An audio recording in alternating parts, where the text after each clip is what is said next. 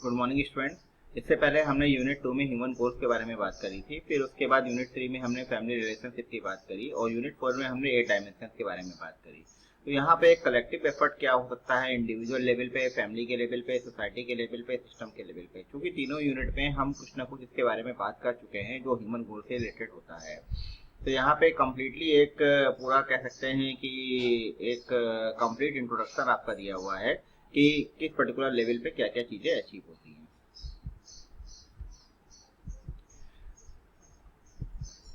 जैसे हम human aspiration की बात करते हैं तो सबसे पहली चीज क्या आती है, we want to live with physical facility, survival के लिए। We want to live with fulfilment, fulfilment किसमें, रिलेशनशिप में और रिक्वायर्ड फिजिकल फैसिलिटी के साथ। We want to live with continuous fulfilment, continuous fulfilment हमको चाहिए होता है, ये नहीं कि 2-4 दिन हमारे पास हैप्पीनेस रहे और फिजिकल फैसिलिटी रहे उसके बाद हमारे पास फिजिकल फैसिलिटी अवेलेबल नहीं है तो हैप्पी रहेंगे, ऐसा नहीं होता है। तो हमें कंटिन्यूअस मैनर में सारी फिजिकल फैसिलिटी अवेलेबल होनी चाहिए, जो भी हमारी रिक्वायरमेंट है फुलफिल होनी चाहिए। तो इसमें आपका क्या क्या चीजें आती हैं, ब्लिस है, पीस है, सेटिस्फैक्शन है, हैप्पीनेस है, फुलफिलमेंट है, सॉल्वेशन है, कंटेनमेंट है, एनलाइटनमेंट है, डिप्रेशन है, इंडिपेंडेंस है, ऐसे एन नंबर ऑफ थिंग्स यहाँ पे है। तो टोटल हम ये कह सकते हैं वेल बीइंग ऑफ ऑल, सब कुछ अच्छा होना चाहिए, हमारी ये रिक्वायरमेंट होती है। इसके लिए क्या चीजें जरूरी है, right understanding in the self, इसके बारे में हम बात कर चुके हैं, वो किससे आता है, तो उससे। फुलफिलमेंट इन रिलेशनशिप किससे आती है, लव एंड कंपैशन से। Ensuring more than required physical facility, ये क्या कहलाती है, प्रॉस्पेरिटी।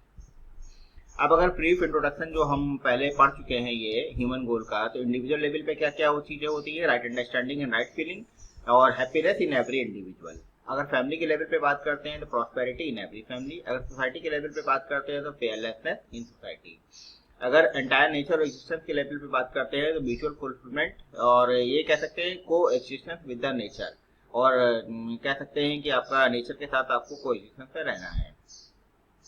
अब अगर और डिटेल में हम इसके जाते हैं तो आपका 4 लेवल पे इसकी बात की जाती है। तो हम पहले at the level of individual बात करते हैं। अगर at the level of individual हम देखें तो ह्यूमन बीइंग क्या है, को existence of the self and body, कई बार इसके बारे में बात हो चुकी है। इन द सेल्फ में हमें क्या क्या चीजें चाहिए होती है, right understanding, right feeling, right thought, हमको पता है। बॉडी में क्या चाहिए होता है, health, competence for right utilisation and preservation of self, body and physical facility भी अवेलेबल होनी चाहिए। Ability to live in community with right behaviour ensuring mutual happiness, ये भी रिक्वायरमेंट है। Ability to live in nature with right work ensuring mutual prosperity, ये भी requirement है। Mindset of participation in larger order, at least in the family order, और ये family order तक ही limited नहीं है आपका, ये आपका अगर फैमिली ऑर्डर तक सारी चीजें ठीक हो जाती हैं तो इसको हमें वर्ल्ड फैमिली ऑर्डर तक लेके जाना है। तो हमने यहाँ पे जो ह्यूमन गोल के 6 पॉइंट के बारे में बात करी, इनके बारे में हम डिटेल में पहले बात कर चुके हैं कि सेल्फ में क्या चाहिए, बॉडी में क्या रिक्वायरमेंट है, इनका हम यूज कैसे करेंगे, आपका म्यूचुअल हैप्पीनेस के लिए क्या चीजें रिक्वायरमेंट है, म्यूचुअल प्रॉस्पेरिटी के लिए क्या रिक्वायरमेंट है, और पार्टिसिपेशन अगर हम लार्जर ऑर्डर में करना चाहते हैं तो उसके लिए किस तरीके का माइंडसेट हमारा होना चाहिए।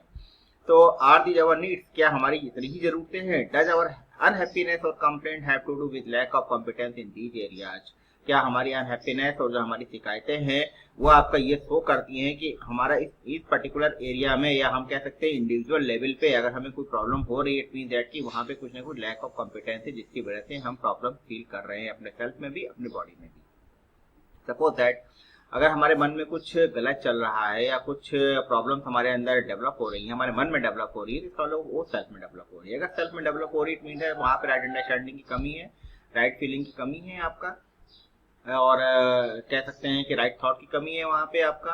अगर बॉडी में कोई डेवलपमेंट में कमी हो रही है या बॉडी में कोई प्रॉब्लम क्रिएट हो रही है, इट मीन दैट कि वहाँ पे हेल्थ की प्रॉब्लम है। अगर आपका कह सकते हैं फिजिकल फैसिलिटी, या आपका कह सकते हैं बॉडी के लिए या सेल्फ के लिए फिजिकल फैसिलिटी की जो रिक्वायरमेंट है, अगर आपके उसके लिए कमी हो रही है तो हम कह सकते हैं वहाँ पे उसकी प्रॉब्लम है आपकी। अगर हमें राइट बिहेवियर की कमी है तो वहाँ पे म्यूचुअल हैप्पीनेस हमको नहीं मिलेगा। अगर आपका नेचर में नेचर के साथ आप राइट वर्क नहीं करेंगे तो वहाँ पे म्यूचुअल प्रॉस्पेरिटी डेवलप नहीं होगी, और आप इन सब चीजों को एक लार्जर ऑर्डर तक इसको डेवलप करना है, लेके जाना है।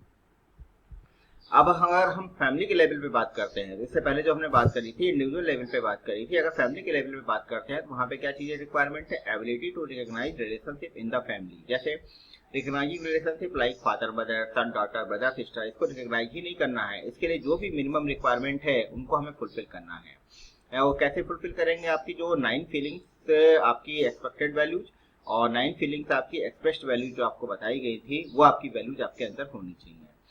Ensuring and fulfilling the expected feelings in these relationships. 18 feelings total आती हैं इसमें. Mindset and competence for service as and when required. जब भी हमें अपने रिलेशनशिप में किसी को भी जरूरत पड़ती है तो हम उसको सर्विस देने के में सक्षम हो या हमको सर्विस दें. Recognizing need for physical facility, its production, right utilization, ensuring feeling of prosperity in the family. ये भी हमारी रिक्वायरमेंट है. अगर हमारे पास फिजिकल फैसिलिटी नहीं है तो भी हम खुश नहीं रह सकते हैं. Ability to look after the next generation के डेवलपमेंट के लिए, चाहे बॉडी के लेवल पे हो चाहे सेल्फ के लेवल पे हो, उसके डेवलपमेंट के लिए हमको क्या एफर्ट करने हैं वो भी हमारी रिक्वायरमेंट है आज की. Acceptance of responsibilities that a family is expected to fulfill in the society, its fulfillment in collaboration with other families. अब हमें फैमिली की रिस्पॉन्सिबिलिटीज को भी समझने की जरूरत है कि सोसाइटी के लेवल पे आप कितना काम अपने फैमिली के स्तर से कर सकते हैं और अदर फैमिलीज के साथ किस तरीके से कोलैबोरेट कर सकते हैं. तो ये भी एक आपकी रिस्पॉन्सिबिलिटी है, इसको भी हमें समझने की जरूरत है अगर आप ह्यूमन गोल फैमिली के लेवल पे अचीव करना चाहते हैं. Preservation of family tradition from generation to generation. एक जनरेशन से आगे आने वाली नेक्स्ट जनरेशन के लिए जो आपके फैमिली ट्रेडिशन है उनको अपने बच्चों को समझाना, उनको आगे लेके जाना सही मैनर में, या उसके लिए जो भी डेवलपमेंट की रिक्वायरमेंट है वो सारी चीजें डेवलप करना. अगर हम सोसाइटी के लेवल पे बात करते हैं तो क्या क्या चीजें आती हैं. Fulfilment in relationship with relative, friends and those who come in contact, at least feeling of trust, environment of fearlessness. इसके बारे में बात पहले हो चुकी है कि अपने रिलेटिव के साथ, फ्रेंड्स के साथ या जो भी आपके कांटेक्ट में स्ट्रेंजर्स हैं उनके साथ आपके एक फीलिंग ऑफ ट्रस्ट या फीलिंग ऑफ फेयरलेसनेस होनी चाहिए. आपको एक एनवायरनमेंट ऐसा क्रिएट करना है जहाँ पे कोई फेयर वाली बात ना हो. किससे डेवलप होगा? ट्रस्ट से डेवलप होगा. Fulfillment of collective responsibilities, those responsibilities that are required for the societal system to work smoothly and effectively.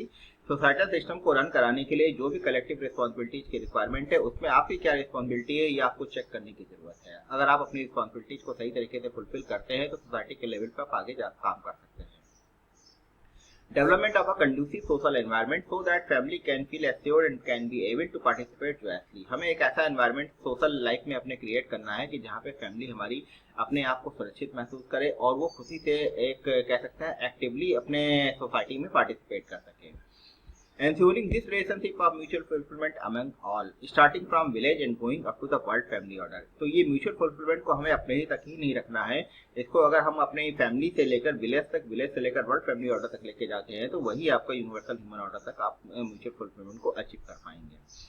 Development of humanistic constitution policies and implementation processes for ensuring the above. अब ये सारी चीजों को apply करने के लिए society में कुछ हमें रूल्स एंड रेगुलेशन की जरूरत होगी जो हमें डेवलप करने की जरूरत है. अगर हम लेवल ऑफ नेचर की बात करते हैं तो ensuring mutual enrichment with every unit of nature. सबके साथ म्यूचुअल एनरिचमेंट में रहना है. जैसे आपका individual, family, village, national, international level पे जो भी लोग हैं हमारे साथ, नेचर में जो भी लोग हमारे साथ जुड़े हुए हैं उनके साथ हमें म्यूचुअल एनरिचमेंट के साथ रहना है. साइक्लिक और म्यूचुअली एनरिचिंग प्रोडक्शन प्रोसेस हमें डेवलप करना है जिसमें जो भी चीजें आप प्रोड्यूस कर रहे हैं वो नेचर को किसी भी तरीके से हार्म ना पहुंचाए. अगर प्रॉब्लम कहाँ पे आती है इसकी बात करें तो state due to absence of fulfilment of the goal. जहाँ पे कोई गोल फुलफिल नहीं होता प्रॉब्लम कैसे क्रिएट होगी हम इसकी चर्चा करते हैं.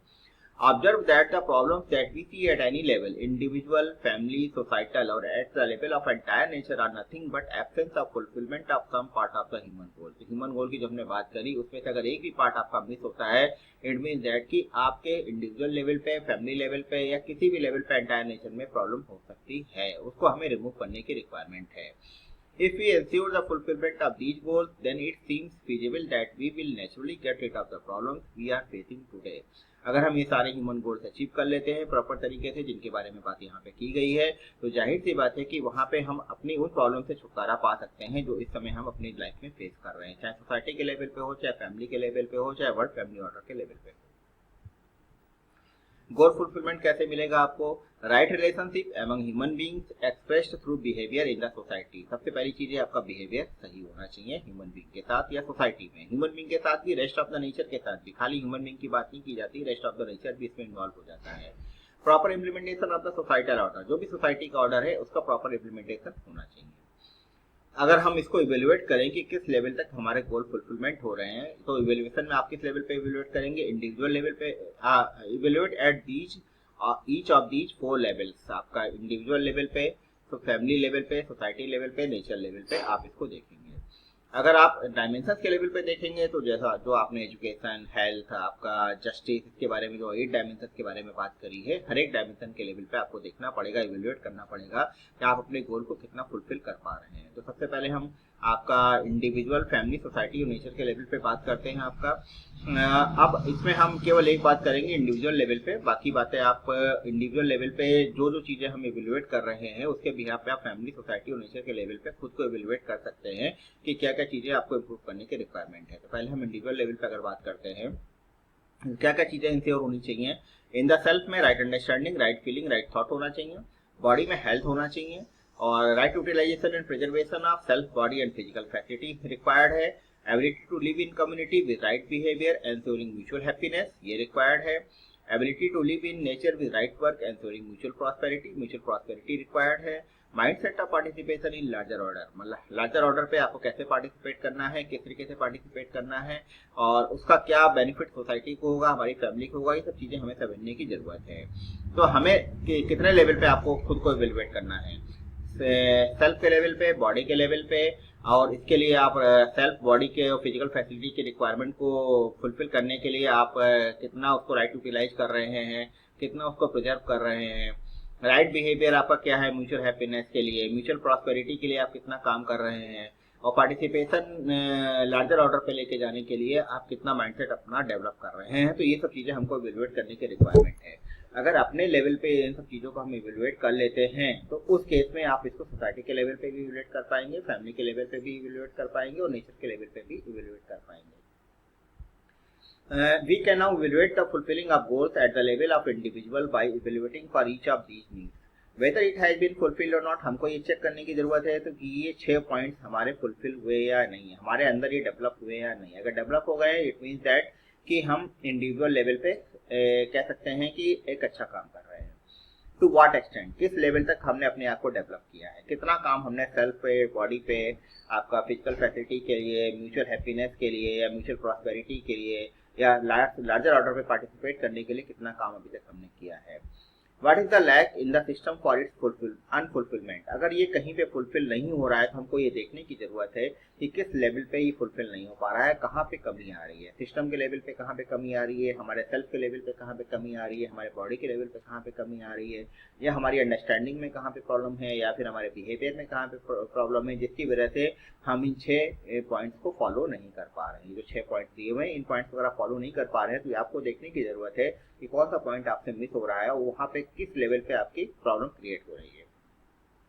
How it can be resolve और एटलीस्ट इम्प्रूव, अब हमें ये भी देखना है कि आप इसको कैसे रिजॉल्व कर सकते हैं, क्योंकि ये सेल्फ की चीज है, सेल्फ को ही इसको डेवलप करना होगा, सेल्फ को ही रिजॉल्व करना होगा। तो जो भी प्रॉब्लम है पहले हमें उनको इवेल्युएट करने की जरूरत है, समझने की जरूरत है। उसके बाद हमें ये देखना पड़ेगा कि किस वजह से उसका अनफुलफिलमेंट हो रहा है, किस वजह से हम इन पॉइंट्स को फुलफिल नहीं कर पा रहे हैं, कहाँ पे कुछ चीजें ऐसी आ रही हैं कि जिसकी वजह से हम फुलफिल नहीं कर पा रहे हैं, और उनको इम्प्रूव करने के लिए, रिजॉल्व करने के लिए हम किस लेवल तक जा सकते हैं।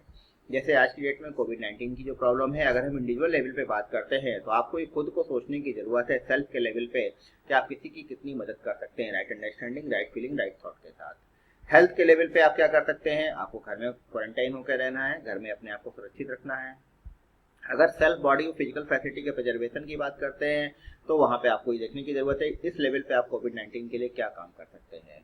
अगर आप राइट बिहेवियर की बात करते हैं म्यूचुअल हैप्पीनेस के लिए, तो समाज के साथ आपको कैसा बिहेवियर इस समय करना चाहिए, कैसा बिहेवियर आपके साथ होना चाहिए, आपका समाज के साथ होना चाहिए, यहाँ पे ये बात की जाती है। तो समाज में कैसा बिहेवियर होना चाहिए कोविड-19 के केस में आपका, कि जैसा कहा जाता है कि आपको दूरी बना के रखनी है 1 मीटर एटलीस्ट। तो आप अगर इस चीज को फॉलो करते हैं तो आप बीमारी से बच सकते हैं। अगर नेचर की बात करते हैं तो म्यूचुअल प्रॉस्पेरिटी के लिए आपको नेचर के साथ मिलकर रहना है। तो नेचर के लिए आप इस समय क्या काम कर सकते हैं, इसको लार्जर ऑर्डर तक लेके जाने के लिए क्या काम कर सकते हैं। तो इसी समय एक बहुत अच्छा एग्जांपल आप अपने लिए डेवलप कर सकते हैं कि इन 6 पॉइंट्स को साथ में लेके इस समय हम क्या क्या चीजें कर सकते हैं। उनका एक कह सकते हैं कि कुछ इससे पहले की वीडियो में मैंने बात करी है कि कोविड-19 में अगर आपने कोई हेल्प करी है समाज की किसी भी लेवल पे, या आपके परिवार ने हेल्प करी है किसी भी लेवल पे, उसका एक चार्ट बना के आप मुझे सेंड कर सकते हैं कि उसमें आपने इन 6 पॉइंट्स को किस लेवल तक आपने अचीव किया हुआ है। आप कह सकते हैं इंडिविजुअल लेवल पे कितना अचीव किया है, फैमिली के लेवल पे कितना अचीव किया है, सोसाइटी के लेवल पे कितना अचीव किया है, नेचर के लेवल पे कितना अचीव किया है।